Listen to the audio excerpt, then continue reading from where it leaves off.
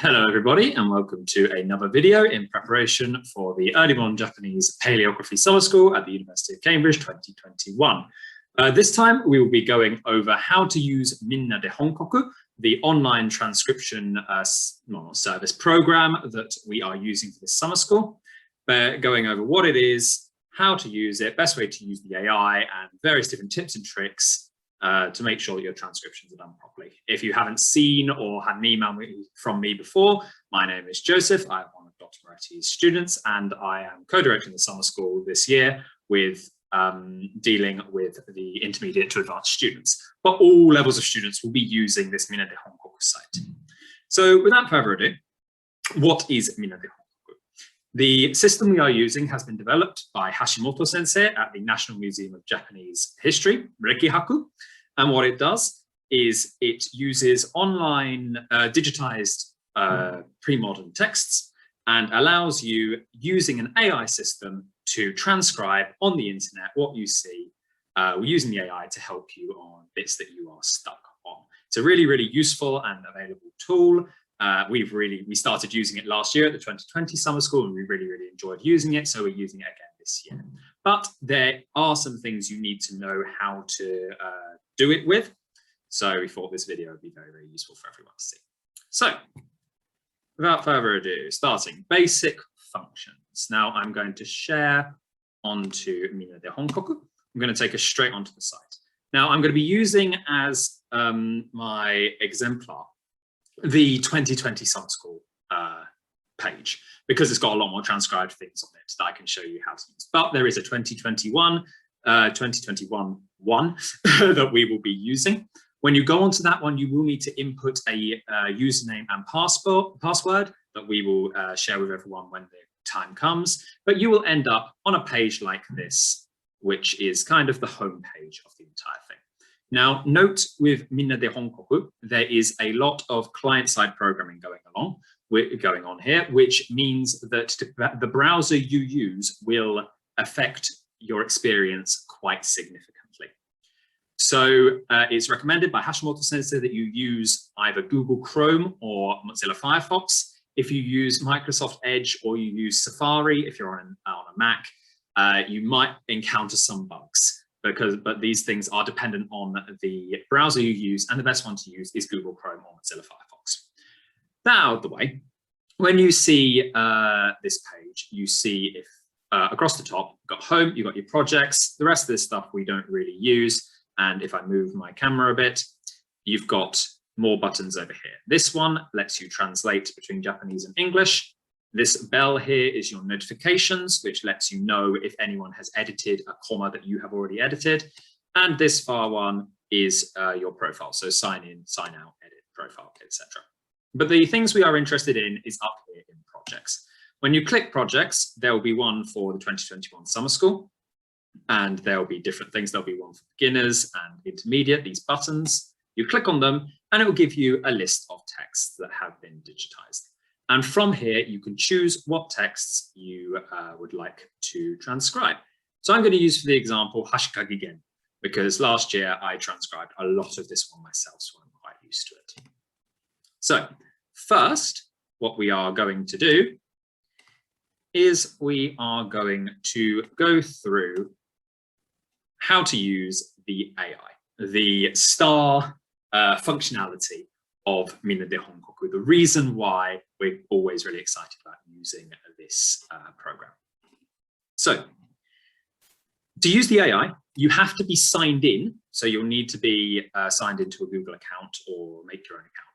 But you do not necessarily have to be editing the comma. You can use the AI using this button down in the bottom right that looks a little bit like a robot.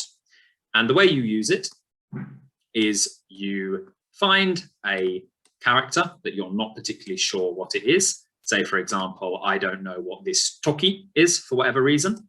You highlight it, you click the little tick, and it takes a while, and then it shows you what it thinks the character is. So there are two databases that it uses. The Center for Open Digital Humanities, I think that's what, let's have a look. Yes, Center for Open Data in the Humanities database, and Toppan Inc.'s database. And it uses the image that you've got, matching it with those databases to give you a recommendation of what the kanji is. And it gives it a score for how likely it thinks that it is the kanji it's recommending. So it's pretty certain that it is Toki. It gives it a 0.996, so a 99.6% chance of it being Toki. But it has a 0.001% chance of being Hareru, a 0% chance of being Ume. Oh no, sorry, Kuyashi. And then if you go onto Toppan and click redo, it will reference another database. This gives it a 100% chance of being Toki. Now, obviously, a character like Toki, you're not going to mistake it because this one has barely been changed at all. But say, for example, the one next to it, you might have no idea what this kanji is. And just to be helpful, the furigana in this case, hayarimono, is not actually the furigana for the right kanji. So you would, in normal circumstances, have to use a dictionary for this. However, you draw over that kanji, give it a little while, there you go. It's pretty certain that it is hana.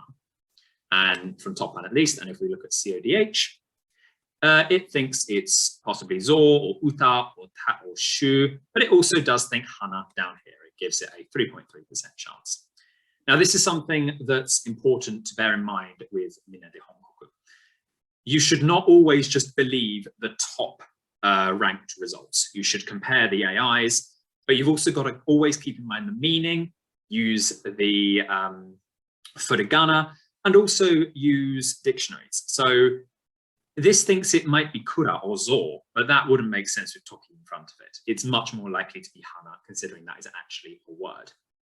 So use the AI as a suggestion. Use it to help you when you don't know even where to start, but don't always blindly go, this is ranked number 1, the AI thinks it's this, therefore it must be this. It's only giving it a 60% chance after all in this case. And sometimes the AI has no idea at all. If I go over to here, odokashite, and I take this second kanji and I give it a scan, it doesn't give the right kanji at all. You can see, because it's not very, why would you even say that? Calligraphy-ed. It's not very kususarata, that this is clearly tsukuru's right-hand side and like iu for the left-hand radical. But that does not even come up as one of the 5 options. And Toppan, if we give it a sec to come to life, also has no idea. All of these are wrong. So the important thing with this AI, it's really, really good for giving you a head start and for checking things. It also works on kana. So for example, if you had forgotten that this was a ni or wasn't sure that it was a ni, and you put it in the thing, in the AI, it will confirm to you that it is a ni. Hiragana, I think I said furigana, yeah, hiragana. So it's really good for checking, it's really good for giving you a head start, but these are always things that you should check with a dictionary, make sure the meaning makes sense, use it critically, don't just use it, you know, ishiki shinaide. Otherwise with the AI, that is pretty much all there is to it. Although it must also be said, you have to do this 1G at a time. So if you have oisha here, and I try to select 2 characters at once, it will have no idea. It thinks that's all one massive character, and it gives you negao, you know, so it has no idea. So you've got to limit it to single character blocks, and then you can transcribe. So with the AI out of the way, next thing to look at is transcribing itself and how you do that. That is the final part, but it was also the longest part of this video. So I am going to use an empty comma, I believe. Let's see if 34 is empty. Yes, to demonstrate this, just to demonstrate how transcribing works. So first you have to click Start Editing. When you do, you will get this screen. Now down here, you have trsc.realtime. What that is, and actually if I go into Japanese, it might be easier to understand. Oh no, it's still in that, oh well. What it is it is a synchronized mode. So when you activate that, you transcribing will be visible on the screens of anyone else looking at the page. They won't be able to edit, but they will be able to see you editing the transcription and typing in real time. So that is sync mode. But let's turn that off for now and start transcription. You can see there are a number of tabs here. The View tab has the finalized transcription on it. Input is where you can type things. So if I type Ohayo into there and then go into View rather, you see the transcription. There is, and you input it there. Bibliography is the information about the particular texts in question. Input rules are all the rules I'm going to be going over today, so how to use the program. And then download, I'll come back to at the end, but is a new feature which lets you download the entire transcription into various different formats. But let's start with input. Now, as you can see there, the way you input is simply just with typing. Type in Japanese, you can input whatever it is that you're particularly seeking to transcribe. Now, if you want to do furigana, the way you do that is you type your kanji, and then after the kanji, you put a set of brackets and you put whatever you want your kanji, whatever you want your furigana to be. So I want to have the furigana kanji next to the characters kanji. I've said the word kanji a million times there, but that is how I make it into furigana. And if I now click View, and you see it, and I zoom in a bit, kanji has furigana next to it. Now, as if you have read our Honkoku rules, you will know that when you are transcribing, you always make sure to attach the furigana to the particular kanji. Not what I've just done there. So take the entire word and attach it to two kanji, but have the kan be next to the character kan and the ji next to the character ji. The way you do this is instead of writing kanji in one furigana there, you do one character, write the furigana you need, then the next character and the furigana you need. And when you go into View, it still does it, but it splits it properly, which is something Dr. Murati is very clear about being important. And when you publish, is something that you really need to make sure that your furigana are on the right kanji, on the correct kanji.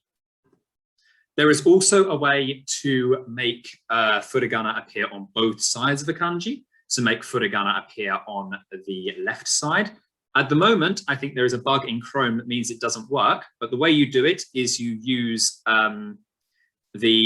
so you do Shift and \, which is in the bottom left of your keyboard if you've got a British one, to get yourself this line, and then you put another character next to it, not a P.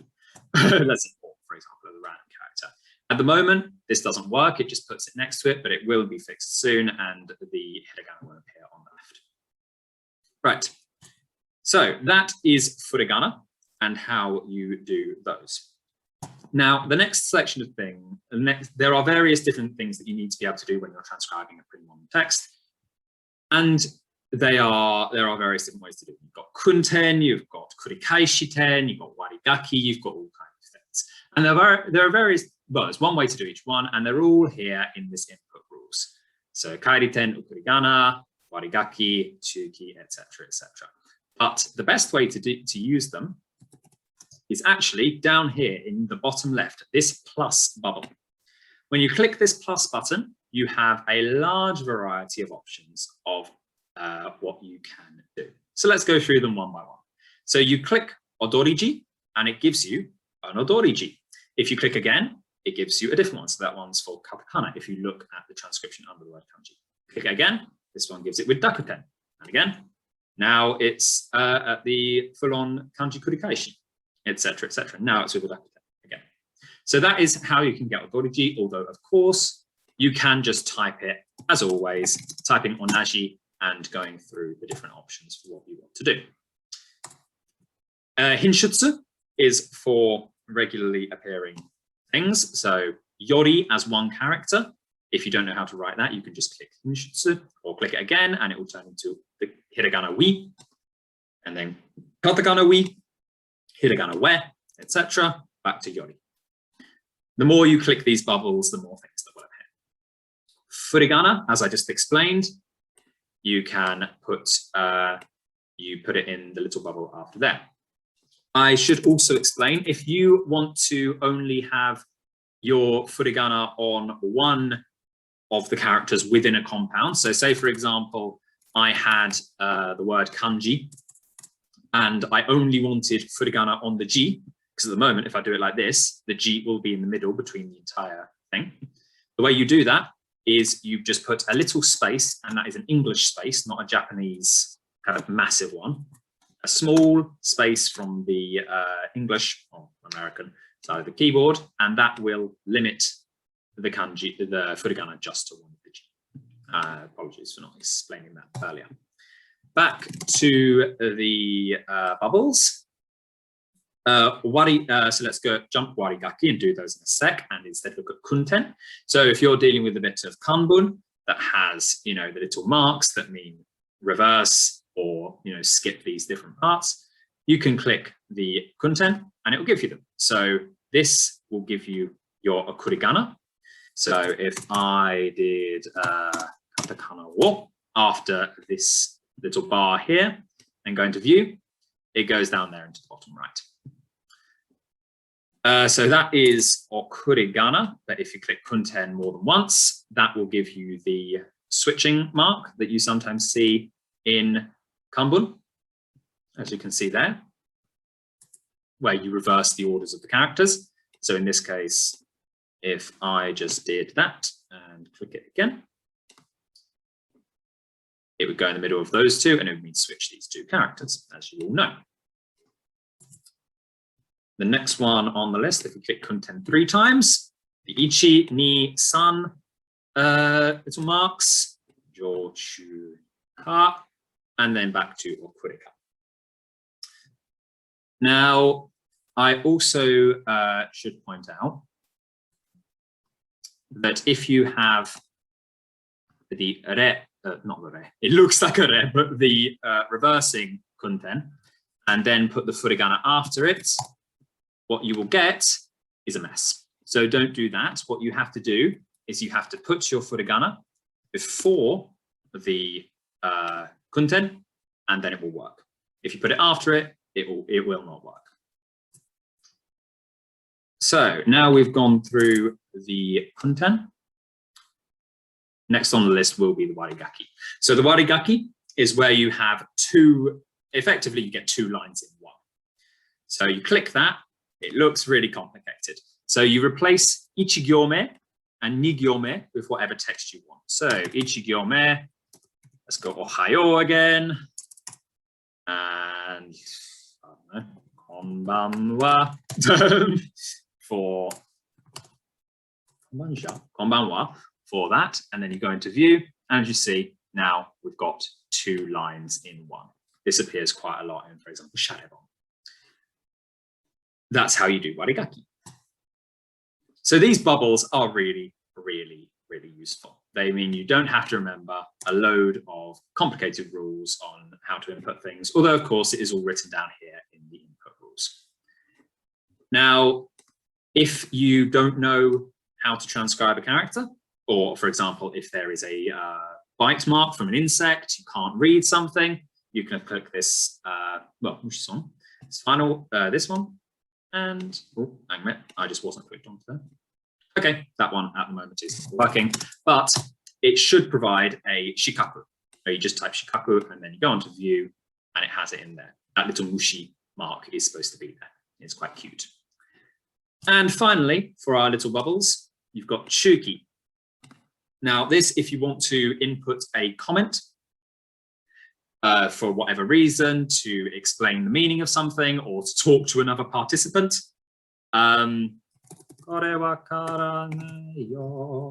You wanted to write that, finish editing, you can put that there, and that will be as a comment. It will not be a part of your transcription. So that is all of that functionality. If I can think anymore. No, that is all of the main parts of that functionality. Now, there is more than one way to transcribe, as in you can do it in this Honbun area, but you can also transcribe directly onto an image. And now for that, I'm going to go to another file. But before I do, let me just point out these two buttons here. You have the finish editing button and the discard button. Discard button does what you'd expect. It deletes everything you've just done. So click that at your own peril. But if you have the finish editing button, it comes up with this. You can write a comment that will appear on the main page for people to look at. So explaining what you did, for example, or what problems you had. And then these three buttons: completed, share on timeline, feedback, please. Completed means you think that transcription is done and you're finished with that page. Share on timeline is what puts it onto the front page in the first place.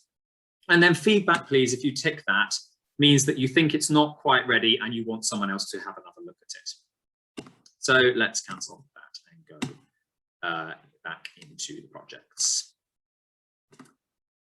And go into and let's go into a random page. Here we go. So you can transcribe just on the honbun on here, and we recommend you do for most cases. But sometimes, especially when you're dealing with kibyoshi, there are serifu, there are kakiire, there are bits that don't really fit very well and very nicely onto the transcription, onto this window here.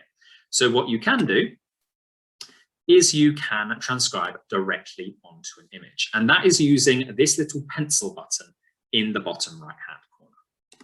So say this has already had it done, but say you wanted to transcribe this little section here, you would draw over it the same way as you do the AI, click that, and it will let you transcribe what you want. You can type your transcription into this space here and finish editing, delete that.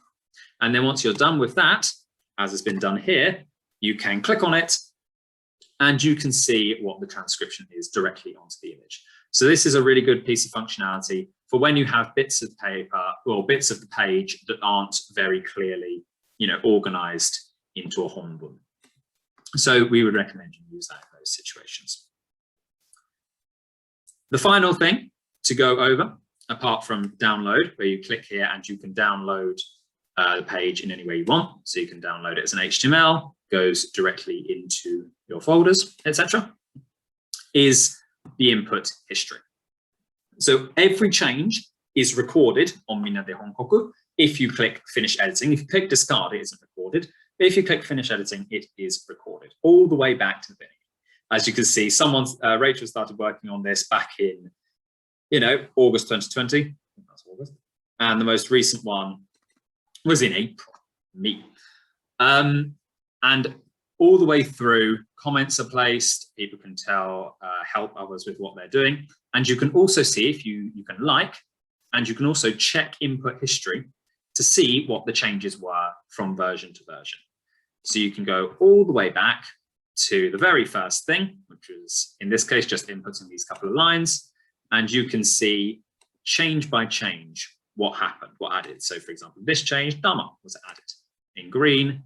If I go up here, this entire section was added. If I go back to when I actually checked this one, added a load of comments, and the red is anything that's been deleted. So that is a really good way of checking up on how the document has changed. It's also a good way, if you accidentally delete a lot of things, to find what was there before, so you can copy and paste it back on so that you don't lose anything. So I am going to discard any changes I made to that and get off there, and basically say now that, yeah, that is how you use Minna de Honkoku in a nutshell. Hopefully that video made it easier to understand how to use the system, the advantages of using the system, specifically how to use the AI and the different tips and tricks when it comes to actually inputting your transcription. And using this, I hope everyone can get very, very good at transcribing and understanding the meaning of the text that they are looking at. Goodbye.